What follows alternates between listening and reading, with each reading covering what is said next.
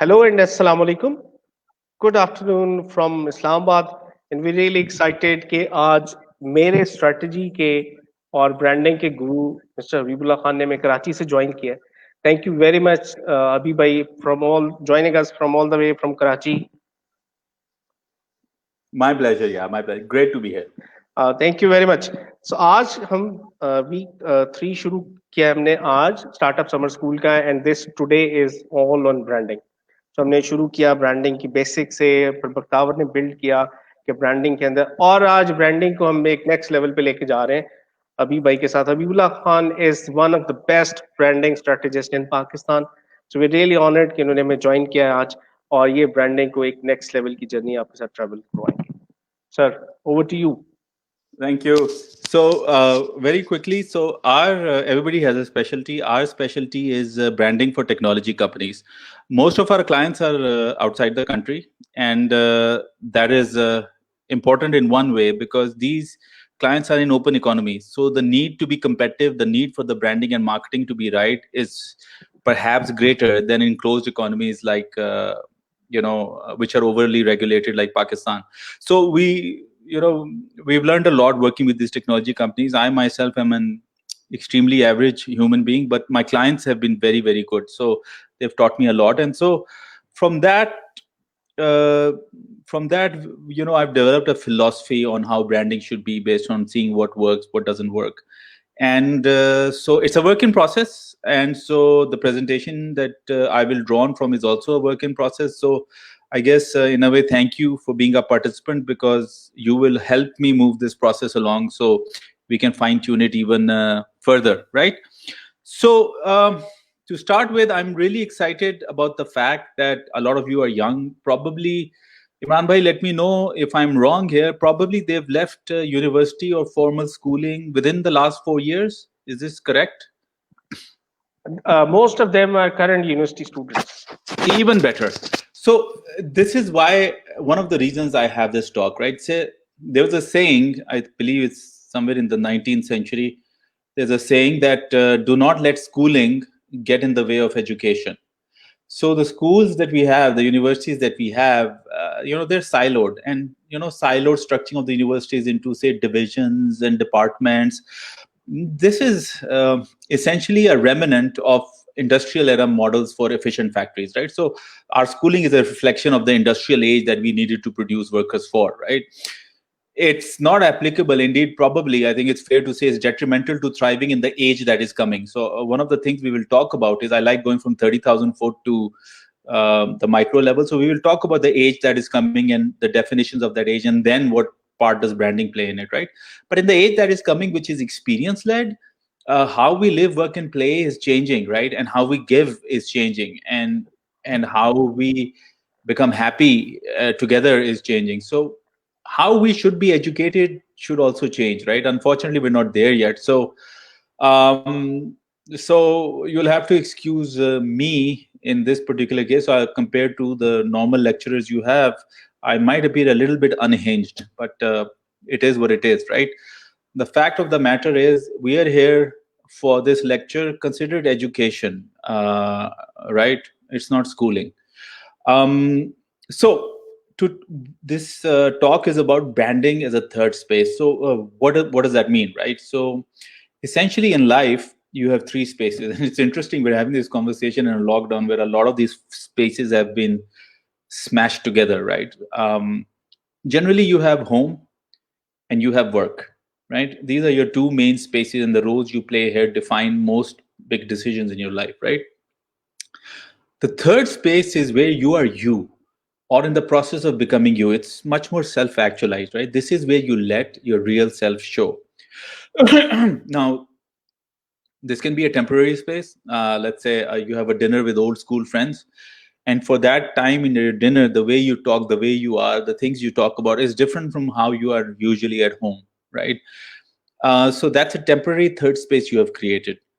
It can be a permanent space. Say, if you look, if any of you follow the English Premier League, the home fans that go to a football stadium every second week, that is a permanent third space for them, right? So, because they go there as a fan, right?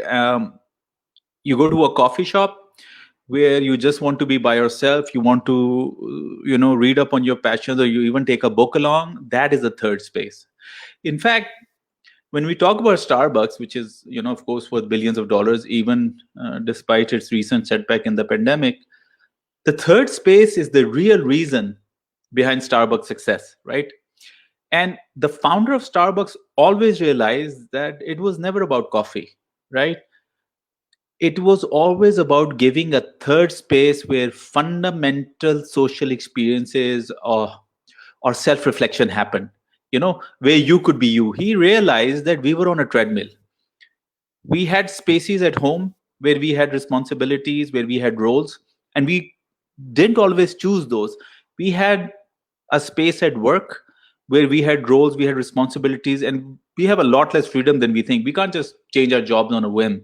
There are constraints to working, and there are roles to play to stay employed, right? He knew that an entire generation needed a third space where they could be themselves. So yeah, the coffee and the cafe was the channel that he created, and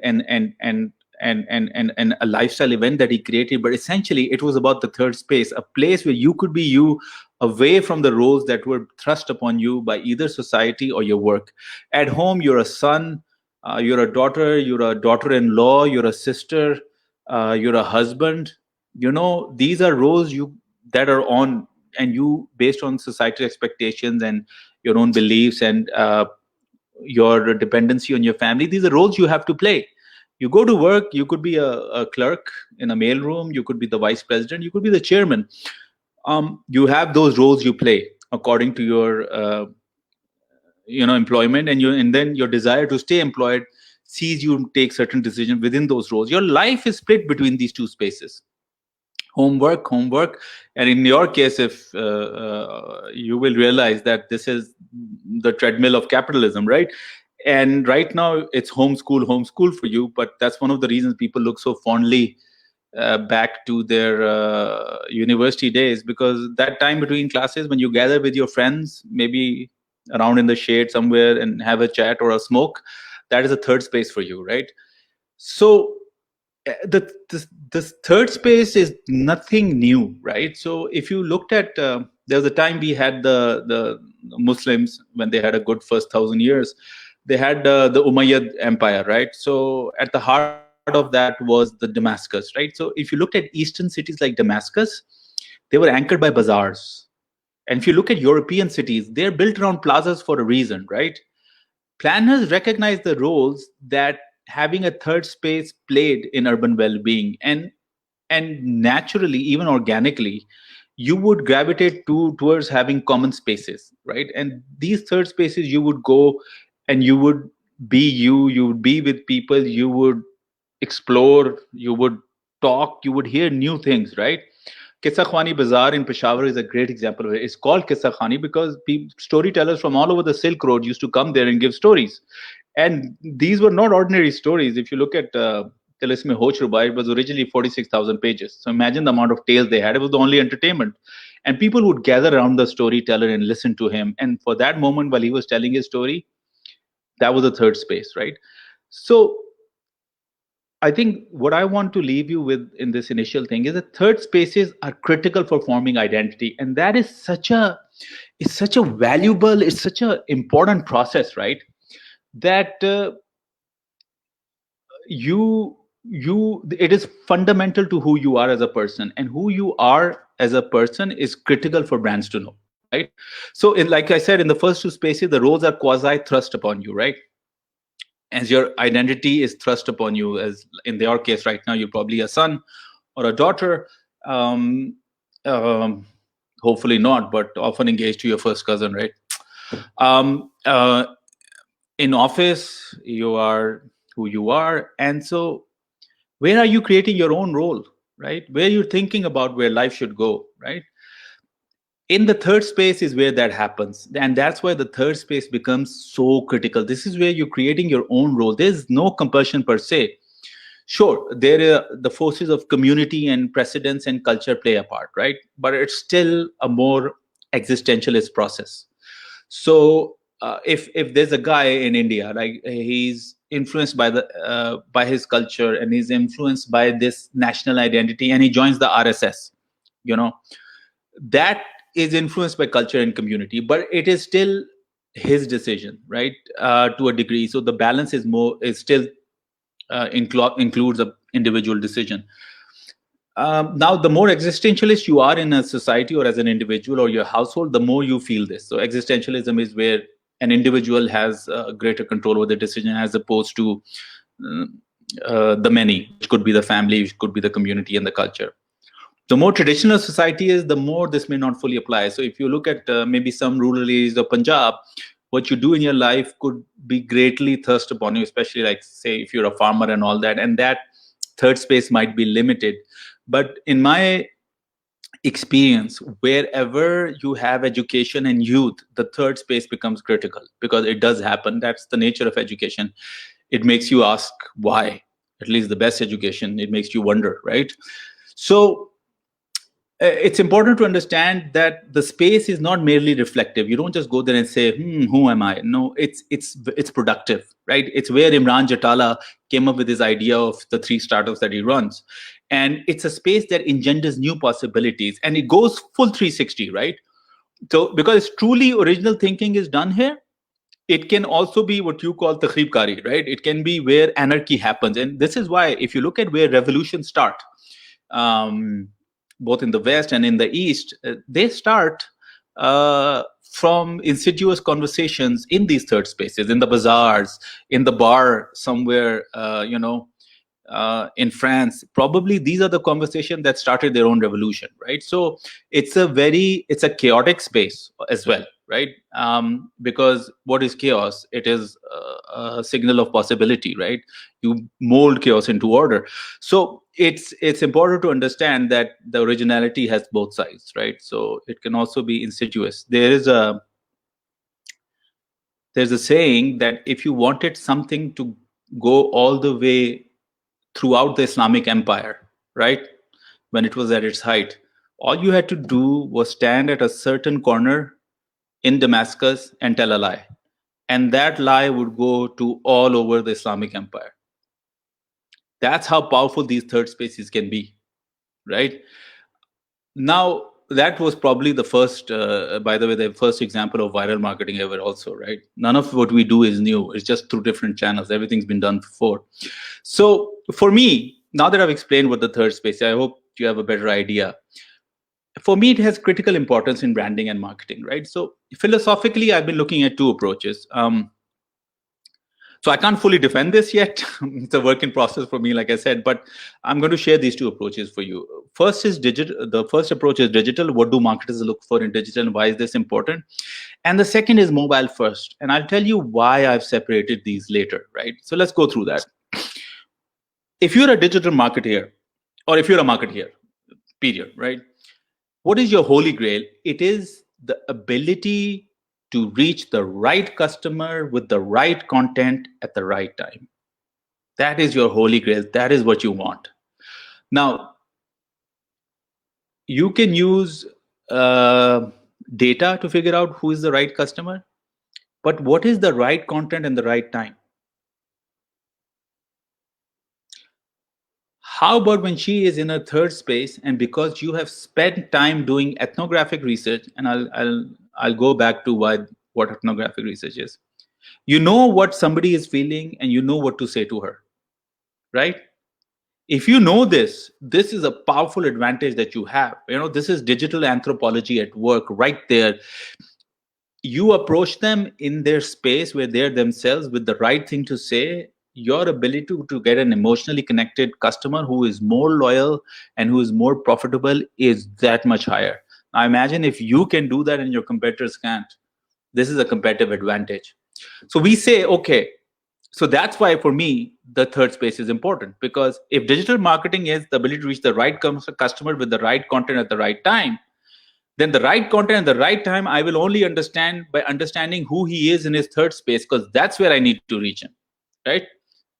And so, okay, so the first thing is, of course, how do you define your customer? So it's important that you guys understand at this moment data, right? What exactly is data? I'm going to take some time to explain this, because it is very important to how you go about finding in the third space. So remember, I said three things: the right customer, the right content, the right time.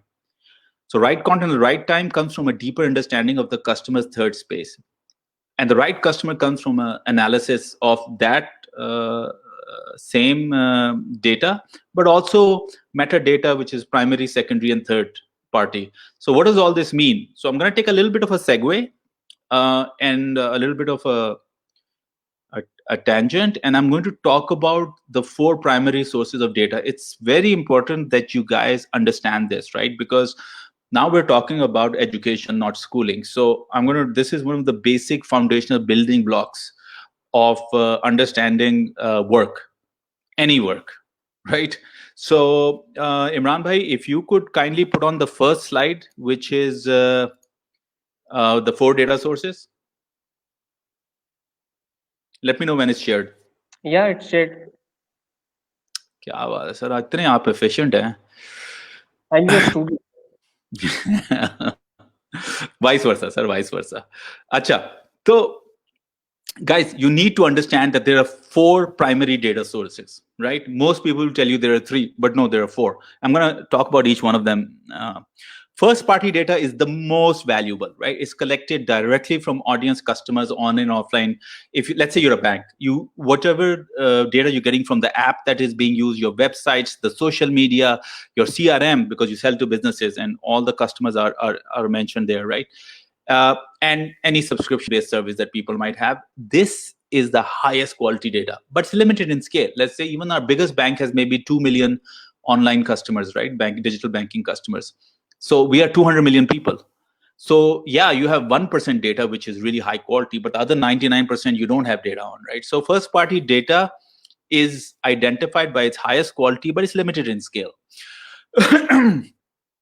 So second party data is data that is someone else's first party data. So I'm going to explain this a bit more. The seller, that person already has collected his data. The quality is high, but it's not yours. So you get it via alliances or revenue sharing or buying. An example can be, let's say your H Cream Baksh in Lahore, or your Imtiaz in Karachi, or your, what is that pharmacy in Islamabad, D. Johnson? So you're one of those guys. You're a retail chain. You have a lot of data through your loyalty card. A telecom company comes to you and says, listen, you share that data with me. I will share my location-based data with you. Let's give offers. So when somebody is within your geographical area, your data and my data combined can identify him, and we can give him, say, an SMS offer, right?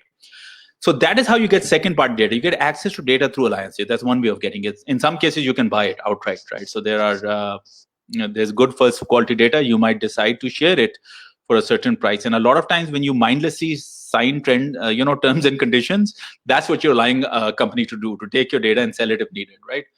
So third-party data is a lot more expensive. These are huge, large data sets. They can also be niche. For example, the World Bank did a financial inclusion study in Pakistan. That data is valuable for certain use cases. It's not big, but it's there. So you can add that as a data stream. Pakistan census, I believe, was done in 2017. The results came out. There is also a massive third-party data. So third-party data is often publicly available, but it's not as clean. First and second-party data are much cleaner. So data integrity can be an issue in third-party data. So that is why, so you have to get around that, right? Now, algorithms that artificial intelligence people use, or you can now use artificial intelligence on any use case, anything you're trying to do, right? So you want to sell groceries, you can use data to figure stuff out. Like, if I sell anda and if I put anda and bread together, will they sell more than if I put them apart? You can apply data to anything and become optimized, right? So third party and second party and first party data together, after you clean it, gives you this large data pool that you can run algorithms on, right? So it's important to know this, because all of life, all of commercial activity and economic activity generation is going to have these three data and AI using basic or advanced analysis on top of it. So this is like, if you come out in life and looking for a job, or if you're looking to do a startup, you need to know this basic. This is a foundation of life now, right? You will have algorithms that mine these three data streams. But the data I love the most is the ethnographic data. When you see Imran Jatala is one of the rare people who does design thinking well. So this is the ability he has. So ethnographic data is qualitative data, right? It's gathered directly from customers using design thinking, using open-ended questions, right? And it uses cultural interpretation to glean powerful customer insights. So, what is relevant to your business model? What is a product you can offer that they themselves don't know? This all comes from ethnographic data, right? And people like Imran are, mashallah, masters at it. But this is also why they're so rare and why they're so important. Because all these data streams aside, the power of ethnographic data is that this is the data that allows you to identify what are a customer's hopes, fears, passions, and then you can reverse engineer that into understanding what is their third space and how do I reach them. So you can take the screen off now, Adnan. Imran? Okay, let me know when it's done. So I'm sorry for that little segue, but like I said, this is going to be about education and not schooling. So it's very critical that you understand that. So now you know the data streams that any marketing needs, including digital marketing. But you understand why ethnographic research done through design thinking and open-ended questions is important, because that gives you insights to the third space. It tells you how a customer, when is a customer, and when and where is the customer being themselves, as opposed to playing roles in the first and the second space, right? So that's also why people like Imran are worth millions of dollars, though they don't themselves realize it. And unfortunately, maybe in this economy, people themselves, the businesses don't realize it because it's a bit closed. But slowly and surely, as the economy opens, they will have no choice. So that's the digital marketing. There's another way of looking at it, and this is more important for mobile first customers. They look at things a little bit differently, right? So that's a different methodology. I call it the chain of truths. Now, when we look at the youngest customers, which is, say, Gen Z, some millennials also come here because this is based on habit, not anything else. Most of Gen Z and Generation Alpha, which is the generation after that, these are basically kids who are still just hit teenage years, 8 to teenage years, around that age, and these will be, becoming more and more important. These guys are mobile first, and it's to the degree that in some cases their brains have literally been rewired because they're spending 4, 5, 6, 7 hours on the mobile every day, right? So for them, whenever I have this sort of a customer heavy, I don't look at it from I need to reach the right customer with the right content at the right time. I use a different approach, and I call that approach the chain of truths. Chain of truths has 4 parts, right? You have the zero moment of truth, not my term. It's coined by Google to explain the event in which people now search for information online and make decisions about brands in that instance, right? So as a brand, you can do everything right. But if I type your name in Google and what comes out, including the ads that your competitors might be bidding for, right?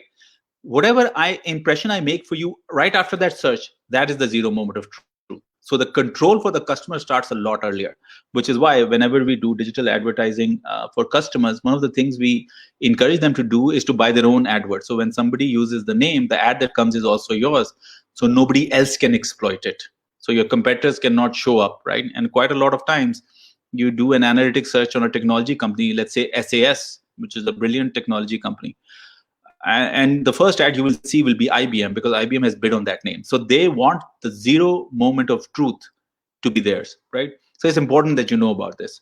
The first moment of truth is when a consumer sees a product service for the first time and formulates an opinion about it. They've interacted with you, or they've gone to your website based on the quality of content and the visual system you have going, even the font. They make an impression about it. The second moment of truth is when they've interacted with you a couple of times. It's like a collection of moments, right? And that incorporates your customer senses.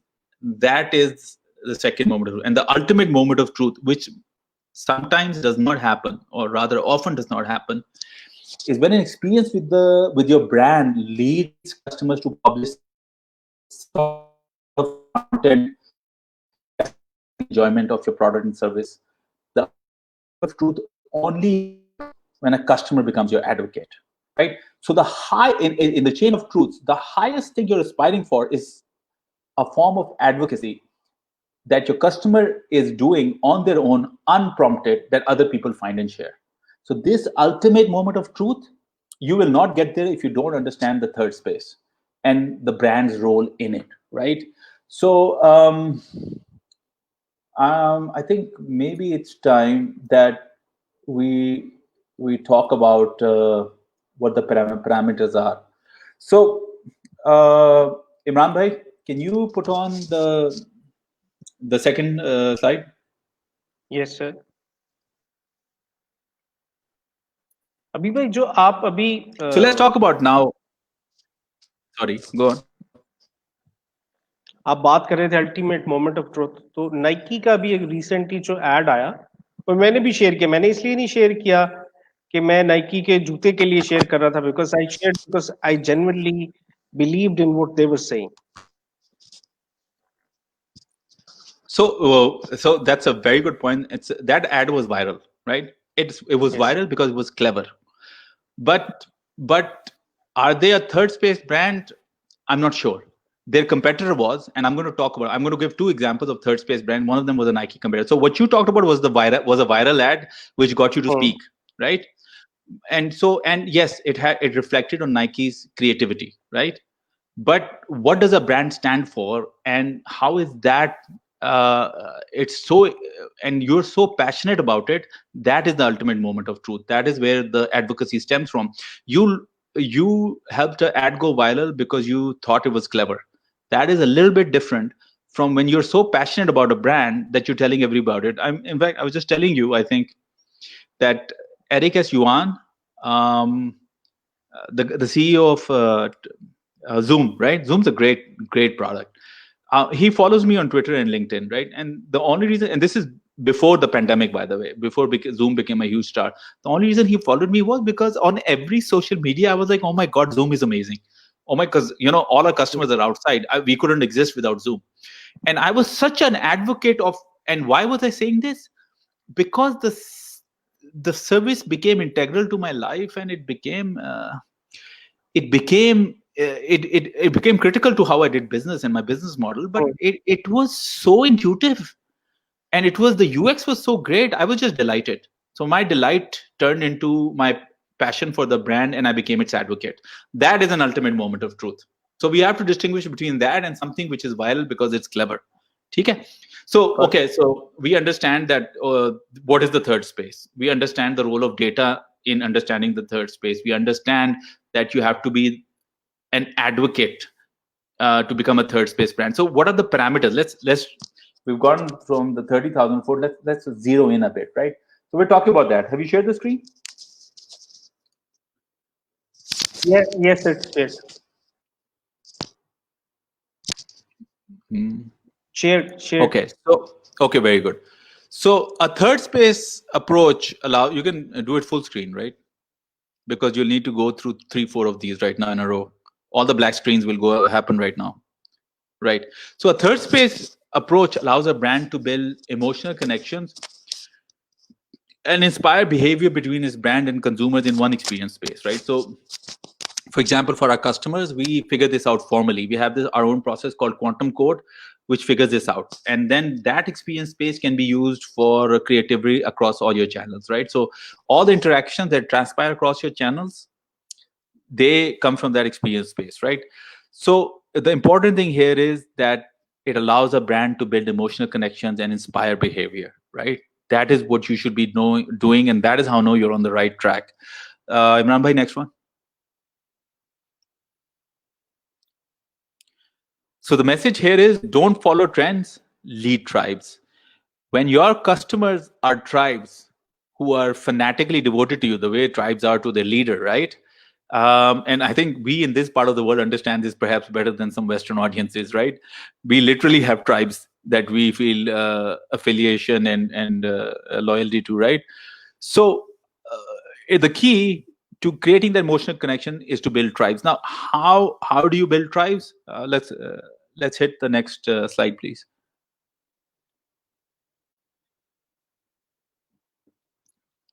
These are 3 things you need to do. If you want to become a third space brand, are there ways around it? In spite of it, I'm sure there are. But these are some of the things that we've identified that help, right? And the first is the business of business should. Okay, so there's a saying. I don't know if I'm saying it right. I'm going to say it anyways. The business of business is not business. The business of business is beyond business, right? So brands genuinely have to have a purpose beyond profit, right? And to do that, if they figure out how to disrupt the world, not just succeed in business, um, they are on that. That is like the bare minimum for becoming a third space brand. If you do not do this, you can never become a third space brand because consumers are not stupid. And one of the examples that I give you is a company that became a third space brand and then fell from that lofty position because they didn't walk the talk, right? So you have to figure out how to disrupt the world, not just succeed um, in business, right? Um, then you have to become the agent of change by actually, the quality or the product and service that you launch. And then, you, like in any culture, you come up with symbols, values, and a culture that will make people want to connect with you, right? And you tell stories that allow you to create a movement and inspire your customers, right? So uh, figure out how to disrupt the world, become the agent of change, and come up with symbols, values, and culture that make people want to connect with you. I think to put this into perspective, let's give some examples, right, of what I consider third space brands. I mean, uh, clearly Apple is a third space brand. I'm not going to give that example because I stay away from technology company examples. They're too cliched. But clearly Apple, with its cult-like following and its ability to walk the talk, especially on privacy, etc., they're a third space brand, right? But I'm going to talk about two other brands. I'm going to talk about Sony PlayStation, not Sony, but Sony PlayStation, and I'm going to talk about Under Armour, which is an apparel brand. So before I do that, Imran, can you put the final black screen on? Great. So this is the branding journey, right? Now, I don't know why the N is cut off on recognition, but anyways, जो branding journey होती है ना, उसमें companies like me, which help you, can only take you halfway. We can only take you to positioning because we formally measure it. We tell you what visual and verbal system to use. We tell you what should be your tagline. We tell you how it should be reflected. We can take you to positioning, right, where you resist competitors, right? But to take you where you have a personality and you start changing customers' life, all the way to a worldview where you start changing society, and your customers will pay a premium for you and they advocate for you passionately, I can't take you there. For that, you have to walk the talk, right? And for that, you have to have that purpose beyond profit. And if you don't have it, you will fall back down to the positioning level. So I'm going to give the two examples that I'm going to give, which is Sony PlayStation. They're at the level, Sony PlayStation, I would say, is between personality and worldview, where people will pay a premium and advocate for them passionately. It oscillates there. And Under Armour was at the top, but it fell now to the positioning thing. So let's talk about both those examples, and hopefully they will put this into perspective, right? So Sony PlayStation uh, is an incredible brand, and in the last 6-7 years, they have really cemented their position as their competitors have stumbled, right? So how have they disrupted the world? They also realized the treadmill, and the entire business model is based on the third space.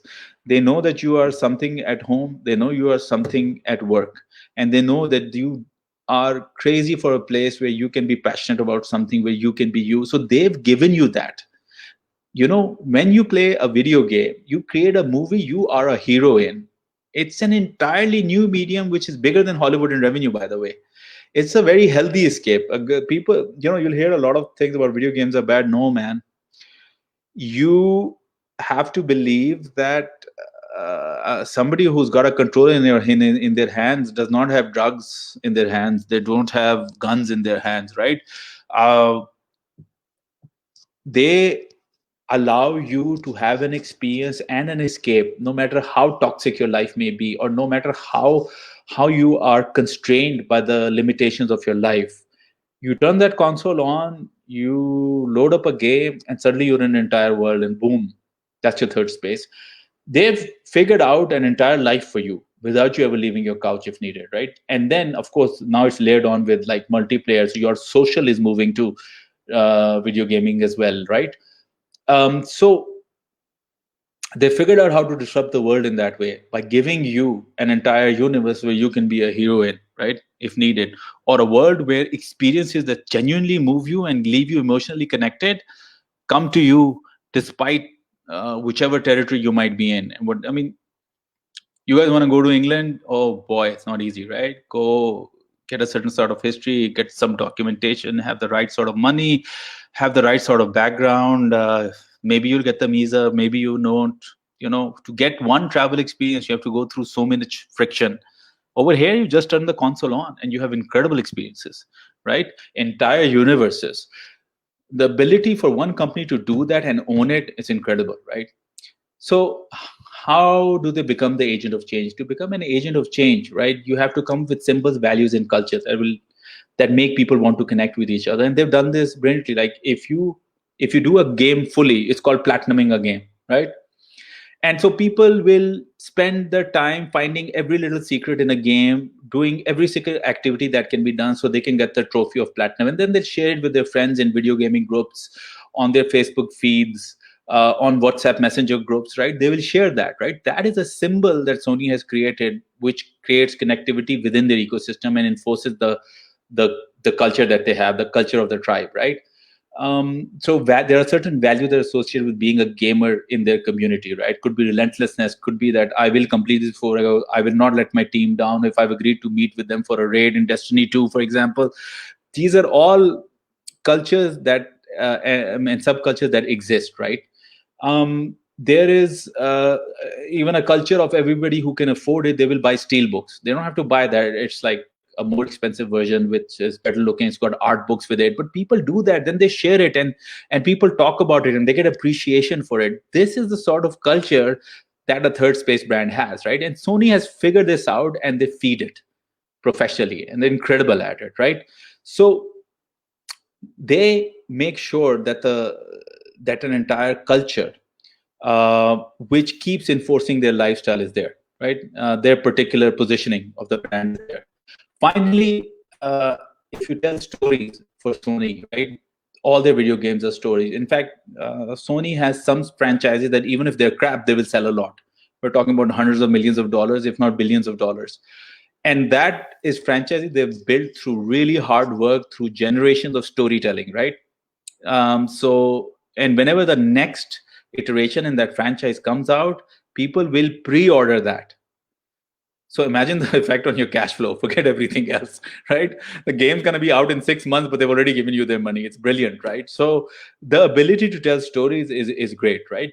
And so for me, Sony PlayStation is a third space brand. They are a part of your life. They're integrated to your lifestyle. They create a space where you can be you, and they give you enough symbols and things to do that you allow you to connect with your own community and your own tribe, a particular tribe, and they tell brilliant stories as they enable this, right? Now we have a certain more cautionary tale, right? Under Armour, I used until I have this also a presentation innovation, right? So in that, I would give examples of innovative companies, and until 2019, one of the examples I always gave was Under Armour, right? Because Under Armour, the brand, by the way, Imran, we might run 5 minutes more than normal. Is that okay?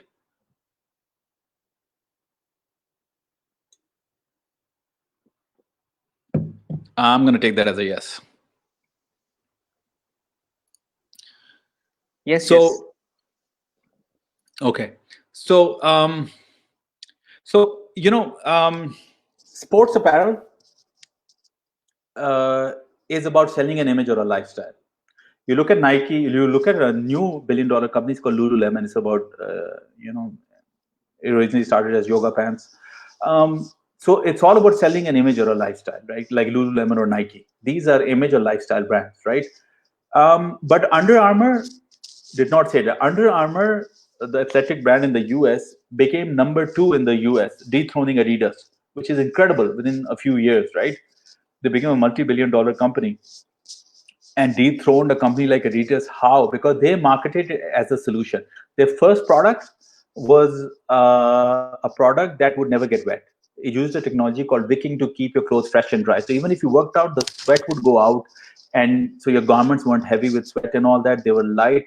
It was a brilliant invention, right? So Under Armour, marketed their clothes as a solution, but they they did not say that, here's a lifestyle, here's a funky image, here's like some clever thing. Indeed, the clever ad, which by the way works for Nike very well, right?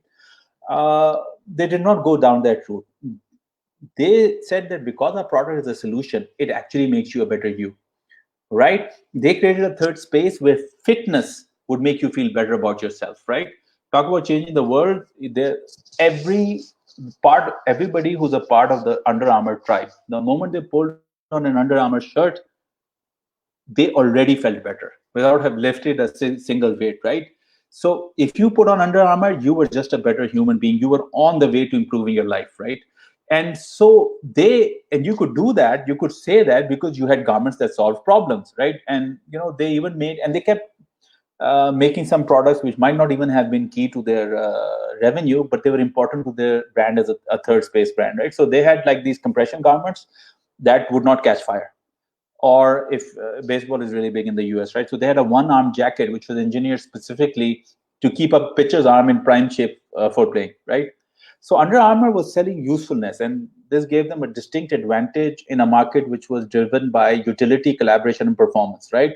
So what people like Nike said was, they said, okay, yeah, we think that there is another apparel category called fitness, right? So we will sell clothes for that. Under Armour said, I'm not selling clothes. I am selling technology, right? And that approach allowed them to delight their customers because they applied that innovation all the way across, because they knew exactly what they wanted and what their customers needed as a solution. It worked backwards all the way into manufacturing, how they did their supply chain, into a platform. Under Armour customers get a platform where they can share, they have a community, and immense amounts of data from there, which again fed back them into them being a very customer-oriented brand, right? And their clothes were so good, they could literally be patented. Does Nike? Well, Nike might patent some shoes, the self-tying one and a couple of things, but Under Armour was one of the first ones to patent a shirt. And so they became an agent of change because they became a solution, right? And so, okay, so how did they tell stories? And this is very interesting. Because Under Armour was about keeping it real and changing it themselves, they took a very interesting approach. They had, I wish I had time to show you that video. The Cannes Lions are the equivalent of the Oscars for advertising awards. And one of their ads was awarded silver. I remember it was called "I Will What I Want," right? So that ad is an example, is an excellent example of a third space brand going its own way, right? So what it featured was a supermodel, Giselle Bundchen, I think. She was training really hard, right? And social media messages were flashing up with opinions about who she should be. So Giselle is a celebrity herself, right? And because she's a model, she's under a tremendous amount of pressure to live up to other people's expectations and media imposed stereotypes of femininity, right? Um, but she was defying it all to confidently experience a more fulfilling life, right? And she was doing it. She was training really hard. She had no makeup on. She was just in the zone, right? And people got to see this woman that associated with beauty and everything, but no, she's just no makeup. She's just in the zone, improving herself, breaking away from all cliches. And Under Armour was saying that by that we allow you to do that, right? All the society's expectations, whatever you have on you, you put on our shirt, you do what you need to do, you go towards fitness, and you break away from all of that, right? And so that positioning was so powerful that it was part of the top of mind branding that led them to dethrone Adidas. I mean, their Nike, Adidas, despite them having far less money than these two, they did not see Under Armour coming, right? And even now, Nike considers Under Armour uh, an almost existentialist threat, right? So there are a couple of other examples from there as well, but we're running out of time, so I won't give it. But Under Armour uh, did it very well, but then they made a mistake. What they did was that it turned out that the culture that should have been active in an organization that was so customer oriented and it was about the uplifting of human spirit wasn't practiced in their own company. And news got out of how it wasn't practiced, and news got out of all these negative stories got out which were real. The CEO had to resign, and they're no longer for me a third space brand. Now they have to prove themselves all again, and it's really, very hard, right? You can't lose that position if you do it, which is why I always say that a third space brand has to mean it from the beginning. It has to have that approach, and it has to have that passion for bettering their customers' life from the beginning, and they have to walk the talk. The entire company, not just marketing, the entire company should be oriented around it, right? um, and you will see a similar fallback, right? Like we had a lot of good brands on our own, which were considered masters of the tech ecosystem. Kareem was one of them, right? Such a beloved brand locally, showed you that things could be done. But when they laid off like 30% of the employees a few months after, a multi-billion-dollar deal closed, we can argue to hell and back that it wasn't their fault. They didn't have a control over it, whatever. It just made them look bad, right? A third space brand is passionate about all its stakeholders, right? So that's something that uh, you know is important that I would like to leave you with. Um, Now, why is this so important? Ron, we started at 3:15, right? So we should be done by 4:15, right? We should. I think we're good. Um, can you put on the last slide? The one with the second last slide, the one with the sixth grade wave of technology. Yeah, yeah. So why is it so important? Why was it important? I showed you the data slide in the Yes. beginning. Why is it so important to understanding branding as a third space?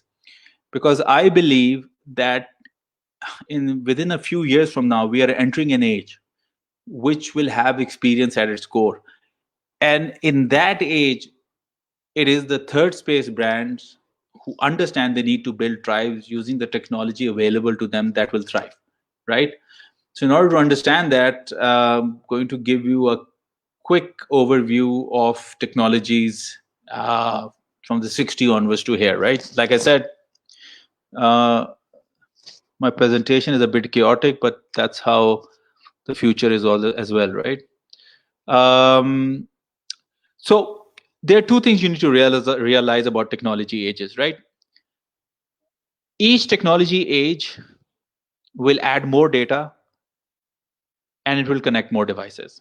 How do you know a technology age is changing? Both these metrics shoot up. Secondly, on their own, the new technologies are productive, but together, they are even more substantial in terms of the value to business that they create, right? So when you go from the time when we had the mainframe era in the 60s to the mobile era, which we are in right now, right? You will realize that each age lasted roughly 15 years, 10 to 15 years, and each age had its own stack of technologies, right? That added value to businesses, added more data, and it added more devices, right? So, um, what is important to know is that we are at the, so let me give you an example of the mobile era, which is 2012 to 2020. Suddenly, we had like a billion plus devices connected, right? And a lot of and we had a new stack of technology for this age. It was called the smack stack: social, mobile, analytics, and computing, cloud, right? So the smack stack, when used together, allowed businesses to add tremendous value. But all these technology, these ages of technology, each and every single one of them end. You can see this is like an S, right? And the curve flattens, then goes up as the technologies start getting used, and then once they've been implemented, the curve flattens again, right? Every technology age is like this. If you have gone online and gotten an e-commerce platform, that'll give you a tremendous boost in productivity, but you will only do it once, right? If you get a CRM, you'll do it once. You might go for an upgrade later, but the most of the value will come right after it, right? So that is why these ages taper. So the age that is about to come is totally different from what we have been used to. We In the ages that came before, you had user interface layers, and you had processing, right? So it was done in batches in the mainframe era all the way until mobile era, when it's being done in real time and the user interfaces are wherever your mobile screen is. So it's become ubiquitous. So the next age of technology has gone as far as it could, right? Because technology was always about automation. The moment you have interfaces everywhere and you have processing done in real time, the things that define these ages have been done. So it's very hard to predict what the new age will be. You will hear everybody from McKinsey to Bain to Cognizant talk about this, right? But it's fundamental to understand that this change will be even more different than anybody else. So I'm not saying I'm a futurist, but yes, I have my own opinions on this. And my opinion is that this will be an age which will have experience at its core, because technology companies will continue to be incredibly important, but as enablers, right? But the mythological space they hold in our minds, right?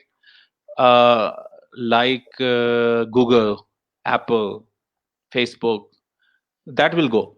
New companies will rise up, right? And even now that you see the unicorns that are coming up, the few companies are pure tech companies, who are seeking to disrupt the Googles and the Microsoft of the world. No, they take the presence of these companies for granted as an assumption, and they are seeking to transform societies in ways that were not previously possible. When computing was a destination, it wasn't a given, right? You had to go to your desktop to enjoy computing. Now it's a given, it's going to be everywhere, and the final leap will be in the IoT era, where every single one of the things that you interact with will have a chip on it, right? In this era where you have so much data and every single thing experience can be upgraded, the ability to struggle for who are you, it will be totally new for the individual, and they will go through a lot of changes and dynamism. Brands that go through those changes with them, that figure it out, brands that figure out how to change life in this era that is coming, brands that are built entirely around experiences as opposed to around the need to automate a certain process or the need to automate you know uh, a certain journey which is important to the customer. These are the brands that will survive. And when you think as a third space brand, when you think about what the third space means, when you think about what it will mean for your customers, and you build a business model around that, and you build your marketing around that, and you follow the parameters that we advised, which could have changed by then, it's a work in process, I said, this then only will you be primed for success, right? So it's not only important for the age that we are in now, it's far more important for the age that is coming. That age is going to be enabled by 5G, because 5G will create business models that will have, literally, we're not talking about billions, we're talking about trillions of dollars of value creation, right? And and so 5G has three essential use cases, right? Sure, the most common one that we know is speed, but it also has density, and it also has latency. So latency will mean that self-driving cars will be a reality, because there'll be no latency. You can do computing in real time on the edge. um, Density is critical. So you might have a small street like IH Chandigarh where all your bank head offices are, but right now, if you add a sensor to everything in that street, your cell towers will get choked with the traffic. But under 5G, you won't.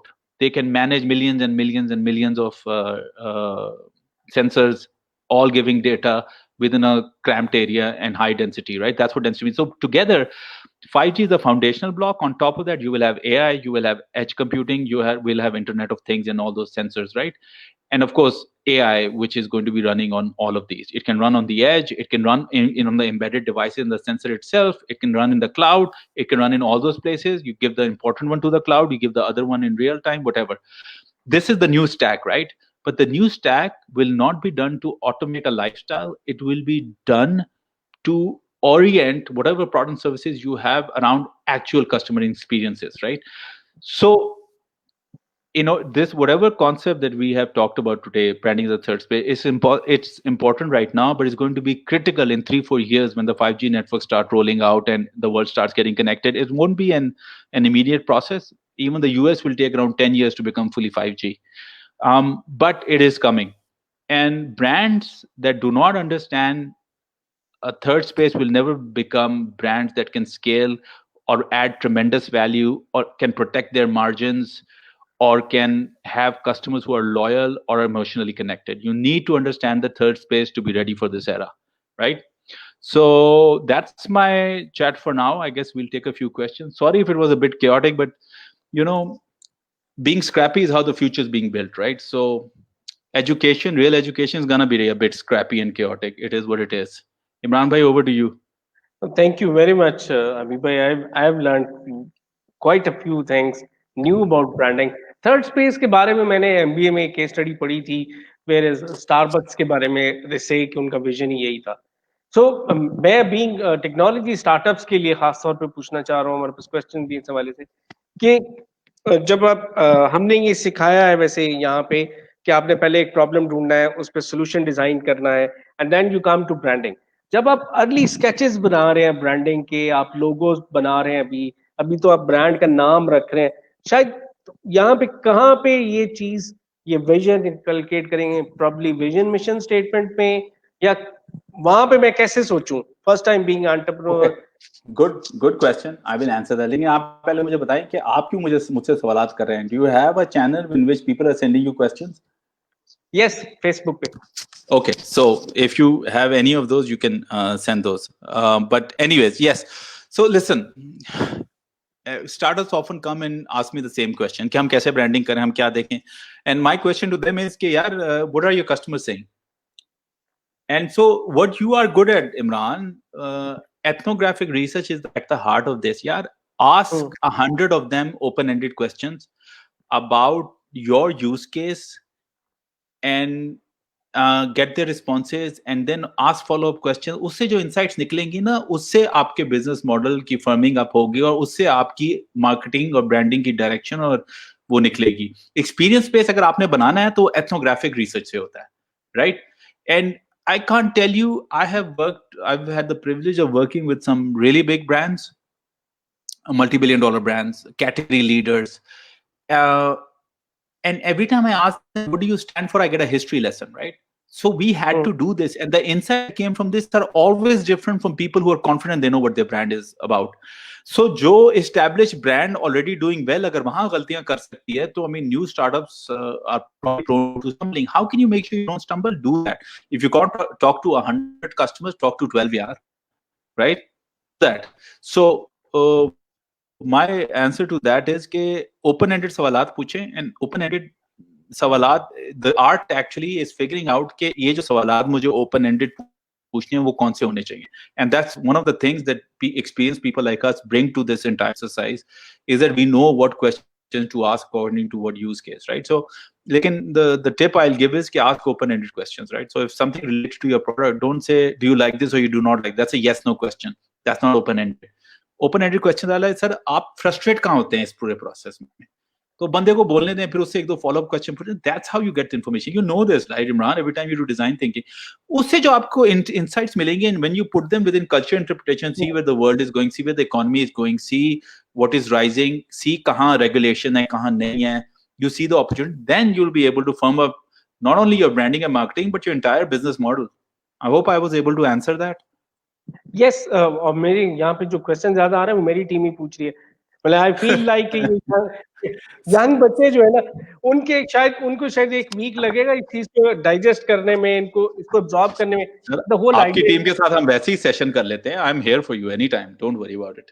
नहीं, लेकिन मैं ये चाह रहा हूँ कि हम कुछ चीजें इतनी प्लेन सादा जुबान में एक्सप्लेन कर दें कि ताकि ये जो फर्स्ट टाइमर्स हैं वो गलतियां ना करें जो बहुत सारे लोग करते आ रहे हैं. This is what we want to do, कि हम हबीबुल्लाह को इतनी अर्ली स्टेज पे इंट्रोड्यूस कर रहे हैं कि जहां आज उनकी शायद ऊपर से जा रहे हैं बहुत सारी बातें, बट वो कुछ चीजें सीख लें और वो गलतियां ना करें जो सब कर रहे हैं, और शायद फेलियर रेट हम कंट्रोल कर पाएं, और शायद इनका स्टार्टअप्स ज्यादा बेहतर बन जाएं, और पाकिस्तान में एक स्टार्टअप मूवमेंट क्रिएट हो जाए जिसमें लोग स्ट्रक्चर तरीके से इनोवेशन कर रहे हो, ये नहीं हो हौश पौश कर रहे हैं. देखिए sir, some things never change, right? जो फंडामेंटल एक दो लॉज होते हैं ना स्टार्टअप्स के, and again I am not saying I am successful startup, but I've had the privilege to work with startups, seen them from go in the from the paper stage, on paper stage, all the way to be valued at $100 million. So जब आप इस तरह की journey में के साथ जाते हैं, आप बहुत कुछ सीखते हैं. तो मैं तो बहुत बेवकूफ इंसान हूं, लेकिन मेरे customers are very smart, so they've taught me a lot. So there are a couple of fundamental truths are there. One is what I just discussed. कि यार, base the model and the marketing and alignment on ethnographic research, right? The other is that fail fast and fail often, man. ये तो आपको, and including in marketing, see what works and see what doesn't work. Marketing to is all about A/B testing, right? And if something's not working, feel free to change it, right? In the beginning, you don't have to be in love with what you've decided, right? And that includes for the business model. So I think सबसे ज्यादा मसला ये होता है कि एक बंदे का ओरिजिनल ड्रीम और एक विजन और प्रोडक्ट और सर्विस होती है, और फिर he has to pivot that and change that, और उसका दिल नहीं मानता. So those are the sort of calls you need to make. Absolutely, मेरी अपनी भी लर्निंग भी यही है, और बहुत सारे स्टार्टअप्स के से भी मैंने यही सुना है कि we tend to, first timers के लिए खास तौर पे, we tend to fall in love with the idea, और फिर उसमें से निकल ही नहीं पाते. एंड इतनी I'm there guilty of it myself. ना, आई माई सेल्फ है कि हम उसमें से निकल ही नहीं पाते. एंड स्टार्टअप के पास एक लिमिटेड रन में होता है, जनरली 6 मंथ्स 12 मंथ्स, और वो सारा रन में हम एग्जॉस्ट कर लेते हैं एक ऑब्सेशन के चक्कर में. वेरेज ये मैं चाह रहा था आप भी इंडोर्स करें इसको, जो आपने कहा भी कि फेल फास्ट फेल चीप, कि और कस्टमर को कभी मत भूले. मैं तो इसकी एग्जांपल देता हूं सर, मैंने ये पहले कहा भी कि कस्टमर जो है ना, वो सेंटर टेबल की तरह है आपके ड्राइंग रूम में. सारी की सारी अलाइनमेंट उस पे बेस्ड होनी चाहिए. बिल्कुल बिल्कुल. And it's not as easy as it sounds. लोग कहते हैं अच्छा यार चलो कस्टमर के अराउंड बिजनेस मॉडल करते हैं. No, building a model around the customer is very very hard. अच्छा, स्टार्टअप्स के लिए फिर भी थोड़ा आसान है. इनकम्बेंट्स के लिए सोचो कितना मुश्किल है, जो जिनका प्रोडक्ट सेंट्रिक माइंडसेट है. दैट्स व्हाई ये स्टार्टअप से मार खाते हैं. ये इनर्शिया की वजह से मार खाते हैं. They have more data than you on their customers, they have more money than you, they have more management capability than you, right? They have more everything. They have cash. यार इससे ज्यादा क्या चीज ही क्या है. Yet they cannot innovate. It's that hard, yaar. When you have a product centric mindset and and all your departments and processes are oriented towards that, it's really really hard to change and become customer centric. So startups, that's why startups need to fail fast and fail often, because then they figure it out, and then unka attack vector clear hota है, and then they go for it. बिल्कुल आपने सही कहा. Incumbents का तो ये problem है कि when something is working for you, it's very difficult to change in that, कि वो तो मेरे लिए काम कर रहा है, it's working for me, why should I change. तो इनकम्बेंट्स का तो चैलेंज एक नेक्स्ट लेवल का है. उस पे हम सेपरेट सेशन भी करेंगे इंशाल्लाह, और सेपरेट हमने एक कोलैबोरेशन बना के एक उसका भी अटैक वेक्टर बनाना है to the corporate sector of Pakistan as well. Right now we are addressing this startup ecosystem, और यहाँ पे कोशिश हमारी यही है कि हमने आपके साथ एक लेक्चर करके, इस पे ब्लॉग लिख के और समराइज करके ये तमाम 400 पार्टिसिपेंट्स को दे देना. आई वांट कि यार एक चीज सीख लें हबीबुल्लाह से, और हर एक से एक एक चीज सीखें. अगर इन्होंने 4 हफ्तों में 10 से 15 चीजें अच्छी सीख ली, और ये फिर अगले इंक्यूबेशन प्रोग्राम्स में जाएंगे, एनआईसीज में जाएंगे, और हमारे इंक्यूबेशन में आएंगे, they will be a better lot of founders. So this is the whole idea. So thank Answer question certain things and give them insights, and I'm here to support in any way that you need. Thank you very much अभी भाई. और corporate के लिए इंशाल्लाह कुछ 2-3 week बाद हम वो अटैक वेक्टर लॉन्च करेंगे. बिल्कुल बिल्कुल sir. But thank you for having me, and good luck with the rest of the sessions. Thank you.